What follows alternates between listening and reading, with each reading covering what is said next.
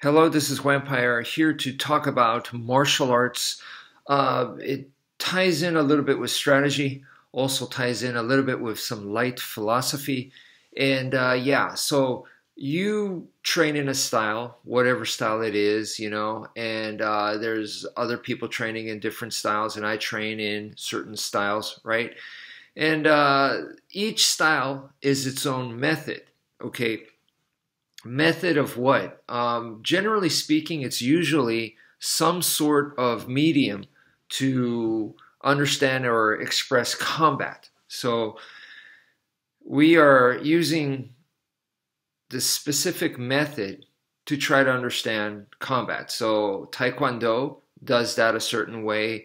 Brazilian Jiu-Jitsu does that a certain way. Aikido does that a certain way. Wing Chun does that a certain way, right? So those are all different methods.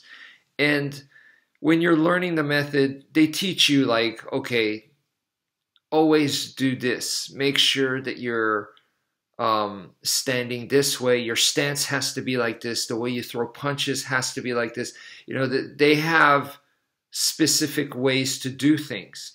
And therefore, when you see a person who's been training in Wing Chun, legit, real Wing Chun, right? And the word legit can be argued about and whatnot, but across the board, generally speaking, if you've been doing proper Wing Chun, there's going to be commonalities, and because there's a textbook idea of Wing Chun, so you should look and be able to move and perform a certain way. So those kinds of expectations are going to be there. Same with Brazilian Jiu-Jitsu, same with boxing, wrestling, sumo wrestling, whatever style it is. There is a certain standard. There is a certain way about to go, right? Okay. Now, when you do that, so you have a certain way to punch. So a Wing Chun person, the way they punch, gonna look different than the way a boxer. So someone who's trained solid for 6 months, like three times a week, right? Seriously, for like 6 months in Wing Chun, and someone who's done the same thing with boxing, they're not gonna look the same, right?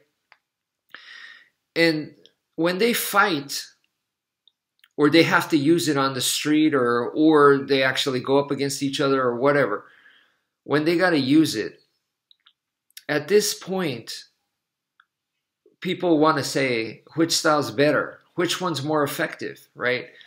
And there's so many variables and factors there. It's, at this point, you can't, just because one person comes out on top, you can't say that, oh, is Wing Chun's better or boxing is better. No, it's, like I said, there's so many variables there, right? And we have to take a look and examine those variables. And the context is also important, because if you do it in, let's say, MMA, obviously the boxer is going to have the advantage, because what the boxer is doing is closer to MMA. In MMA, they use boxing, so the boxer is going to have the advantage. So the context in which it's going to be used is also important. So what I'm trying to say is there's just too many variables there, right? So at this point, your Wing Chun techniques and the boxer's techniques, both of those are a dice roll, okay? So why are you having this kind of stance and throwing punches like this, in boxing, or in Wing Chun? You have this kind of stance and you're throwing punches like that. All that at this point is a dice roll, okay?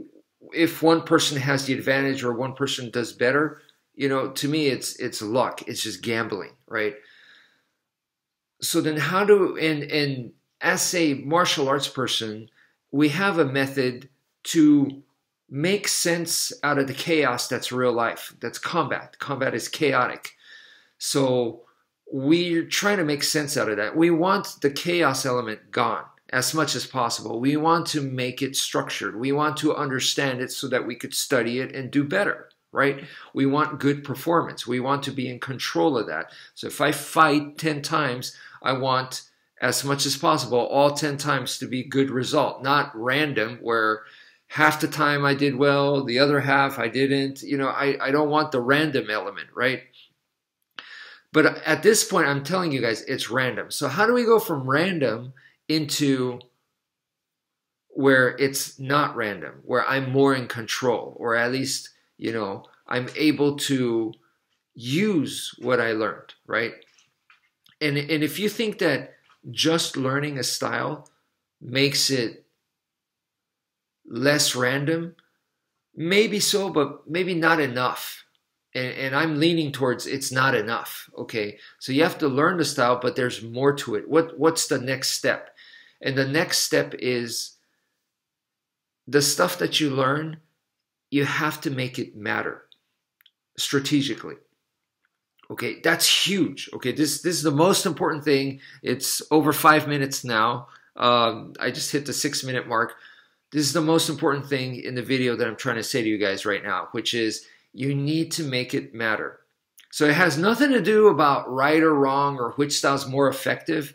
It has nothing to do with any of that. And a lot of people think it does. And people want to argue about that, which style is the best. And dinosaurs, all, you know, antiquated, extinct way of thinking. It's not extinct, unfortunately. There's a lot of people thinking that way, but I want to help you guys evolve past that, okay? And I'm telling you right now, that is antiquated, okay? So what I'm trying to say is you have to make it matter. So I don't care what technique, what logic. Logic to me, people think logic is science. I'm telling you, logic is opinion. Okay, because people start going, well, this is our logic in this style, and our style is based off of science, and therefore we're right. And you become righteous, and you get a superiority complex. And I've never seen a single style where they could say that, and it works 100% of the time, or 90% of the time, or they're able to, you know, it doesn't work that way. Okay, that's not the way real life is, right? So I'm telling you, it's about chaos. Real life is chaos, okay? So we want as much control as possible in that chaos. So in order for that to happen, we have to make our stuff matter. How do we make it matter? So let's say you learn something like a horse stance because you're a karate stylist. So you do horse stance, okay? And you get into a street situation or a fight or MMA or I don't care what it is, you have to use that stuff, okay? And if it doesn't matter that you've been doing horse stance every day for at least 2-3 minutes at a time, multiple times a day, unless it makes a direct impact in combat, it doesn't matter, okay? Now, if the result is you have strong legs and you have good balance, then yes, that'll come into battle, right? That'll come into play, but it'll be minuscule, okay? It'll be minuscule. So, like for example, another thing is you could train BJJ. You could get really, really good at it, but if you never hit the ground, whether it's the street or whether it's a sporting match, if you never get to the ground to where you use those techniques, it doesn't matter, right? It doesn't mean that it's not effective, because it's 100% effective. If you're really good at BJJ, the other guy has no ground skills, you take him to the ground, you're probably going to destroy this guy like in 5-10 seconds, right? Or definitely under a minute. You probably whip this guy, okay? But if you never hit the ground, then even though your techniques are super effective, for that fight, for that combat situation, it didn't matter. And that is exactly what I'm trying to tell you guys right here. That is, you got to make your stuff matter. So like for example, in Filipino martial arts, and this is my area, right? We do FMA, and with Filipino martial arts, you're gonna have all this kind of footwork, right? Diamond shape and, going into 45-degree angles. And the guy, I'm in a real life situation and it's freaked out and everything. Or, this is a simple thing that I would do with my students is I would tell them, okay, I'm going to give you 1 minute. And you got this free space, so I just want you to do some shadow boxing as realistically as possible. And they have a stick or a training knife, and I go, ready, and go. And if that footwork doesn't come out there, if they're not able to make it come out there, how are they supposed to make it come out in a real life situation? So then, even though we trained the diamond pattern and we trained all it's not going to matter because they're unable to use it, right? So you want to use it, you want it to make a difference in what you're doing. And that is not easy. That is not easy. But in order for that to happen, you got to stick with stuff that you could make come out under pressure. And this has nothing to do with people talk about gross motor skills and fine motor skills. I think this is a misunderstanding because I've seen some amazing stuff being pulled, very technical, amazing stuff being used under extreme pressure. Just look at any sports. And then you go, well, that's sport. Talk to war veterans, talk to police officers, and they will tell you there are times where exceptional things have happened, okay? You really can't, and if you say, I'm just going to stick with gross motor skills, you're going to limit yourself tremendously. So you have to understand that everybody's different. So to jumble everybody into this generic thing and say the most generic, the most safest, the most, gross motor skills under pressure that a human being can do. If you do that, you're severely, severely going to limit yourself, okay? And then against someone, who's going to be more natural and more instinctive, you're going to have a big trouble that way, okay? So what I think is important is not to think in gross motor or fine. Yes, it can make a difference, okay, for sure. But I wouldn't lock yourself into that mode of thinking too much, all right? Train. You have to train. You have to practice, okay? That is for sure. But we don't want to blindly practice. So you do want to put yourself under some pressure. And this could be like video yourself, okay? Videotape yourself, and usually their heart rate will go up. They will feel the pressure, okay? Even if you're not going to put it on YouTube or something, or Twitter or TikTok or whatever, even though you're not going to put it online, you could still feel pressure just from having a camera and recording. So that's a good way to add some pressure and then see what comes out,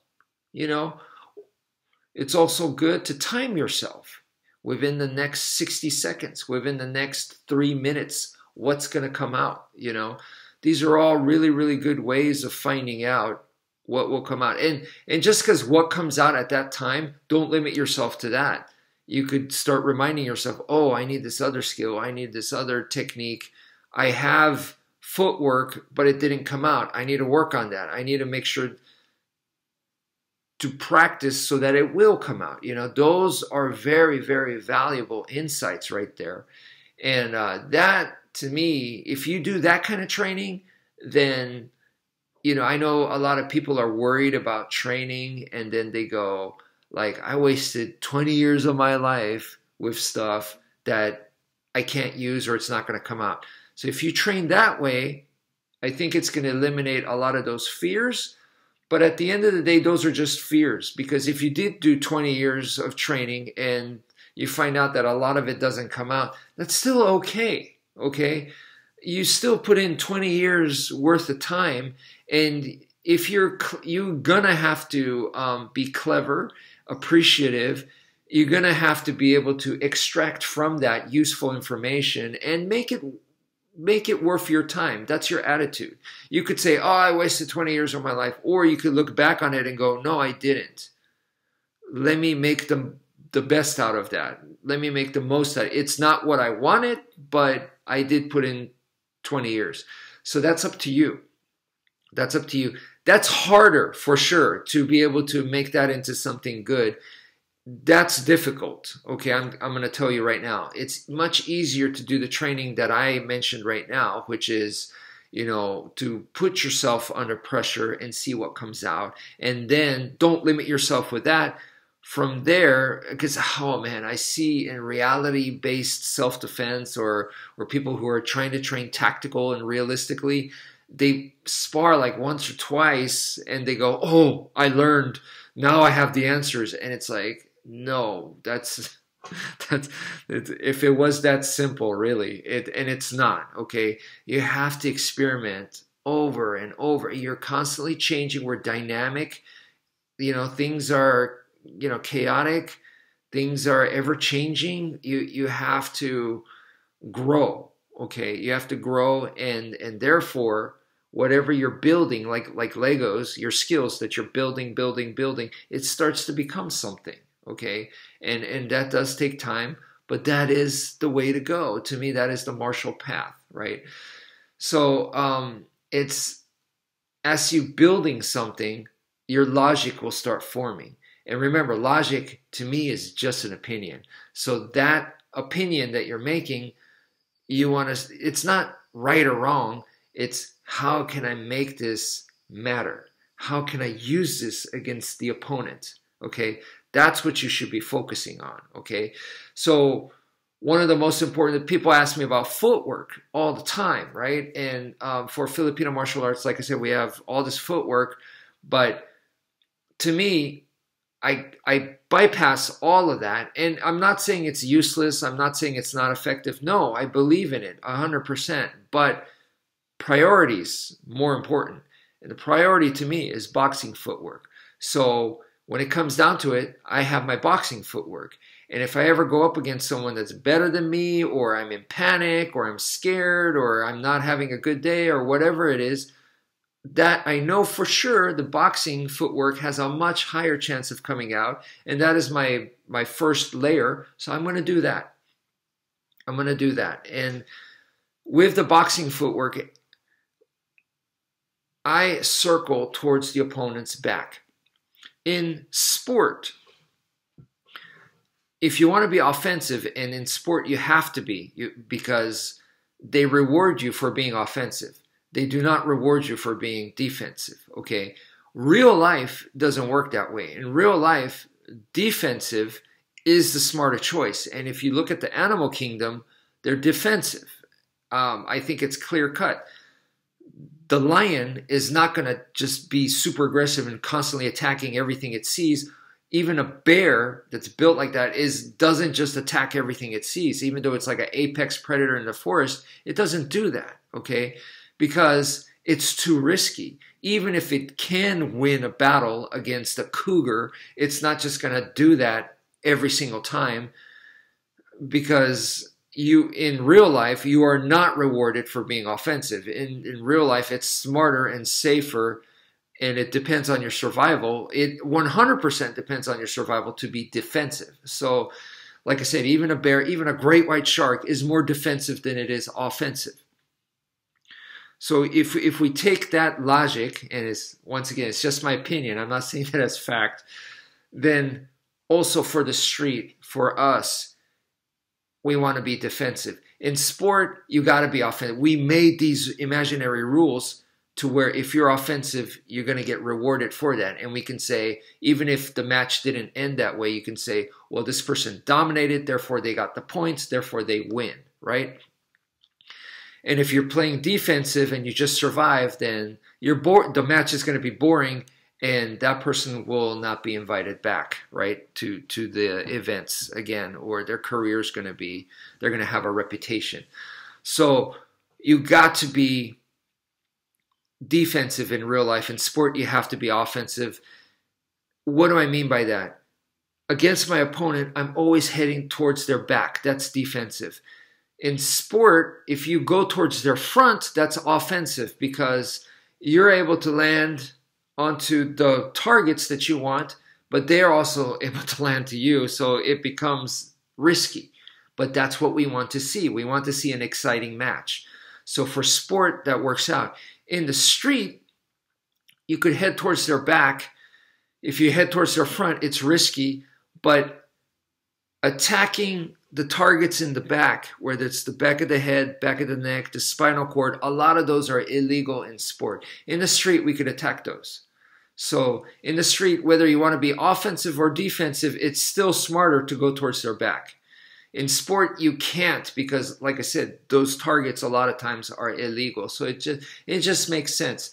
So I tend to go towards the back, whether it's sport or whether it's street. So I'm telling you right now, I would not do good in MMA. I would not do good in boxing. I would not do well in kickboxing. Even if the opponent was at my level, you know, I wouldn't do good just because I'm making that decision to always head towards the back, which is more defensive.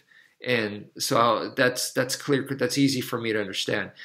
And I'm not making an excuse. I'm saying if the opponent is equal with me, I'm being defensive. So in a sport where offense is more rewarded, I'm already at a disadvantage. So that's the only thing I'm saying there. If I lose for some other reason, then that's another reason, right?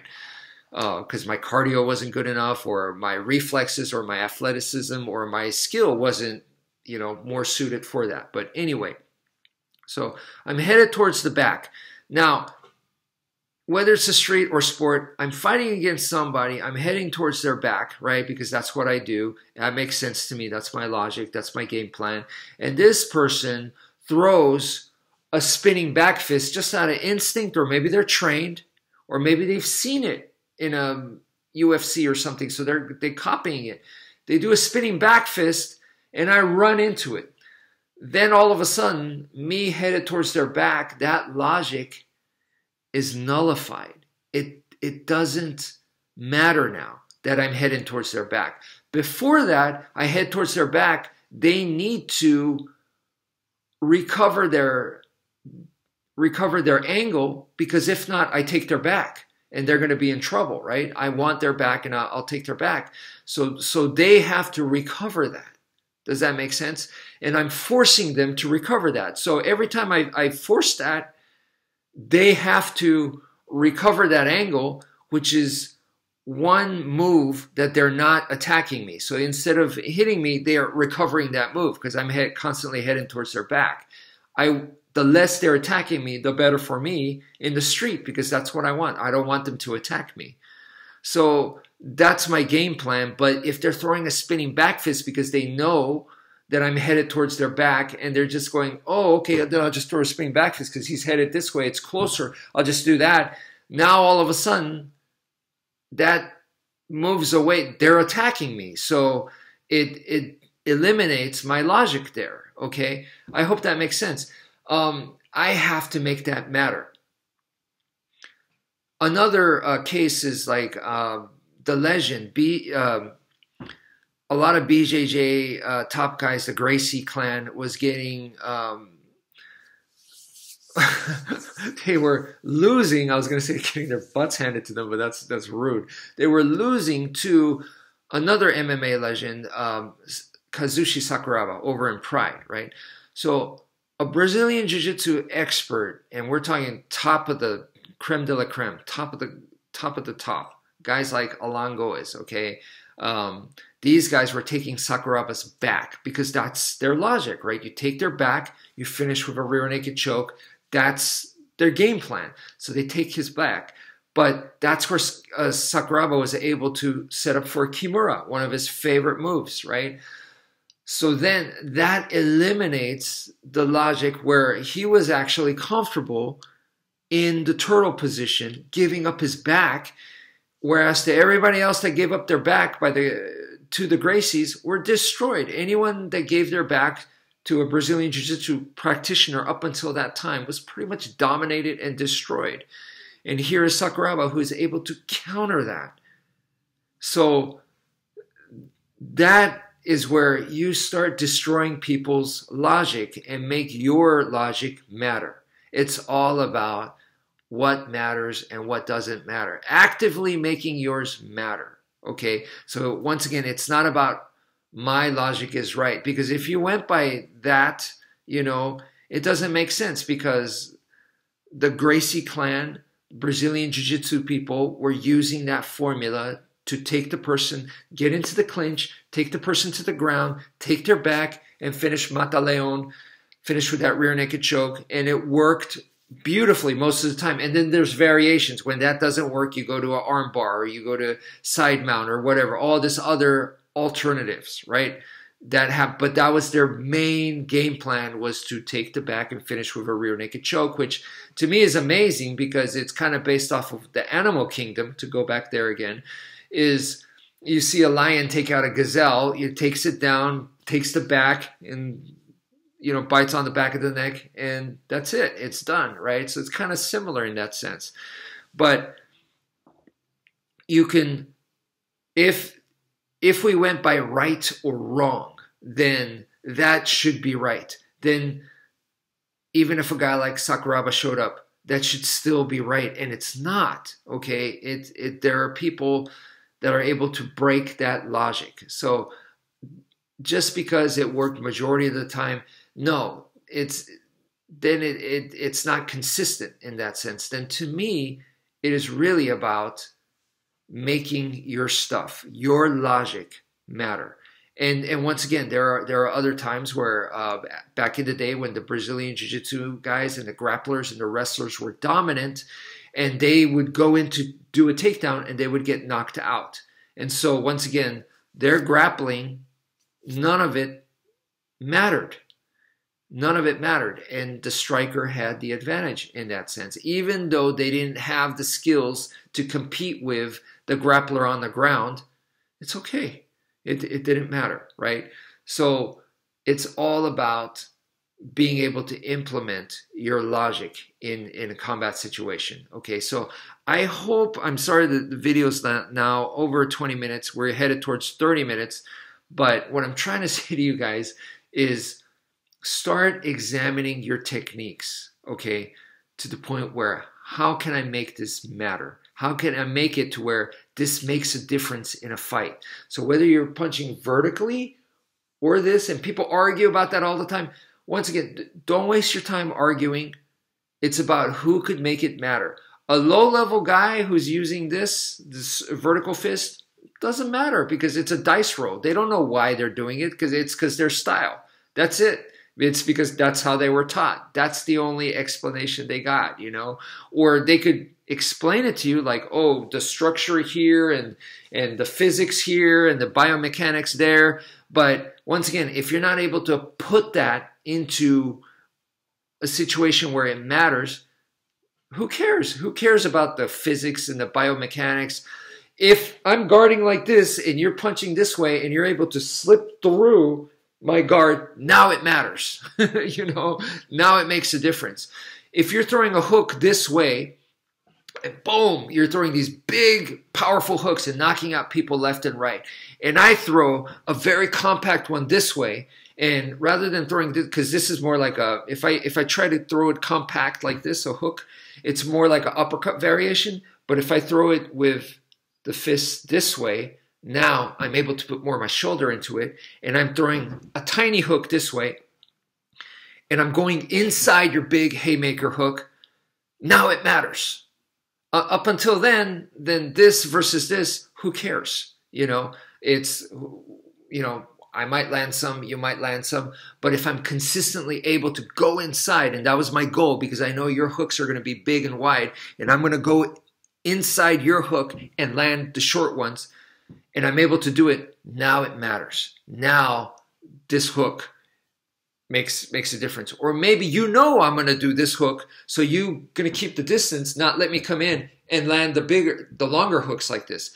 Now that matters. You see what I'm saying? So it's all about making how you apply it. That's what's important.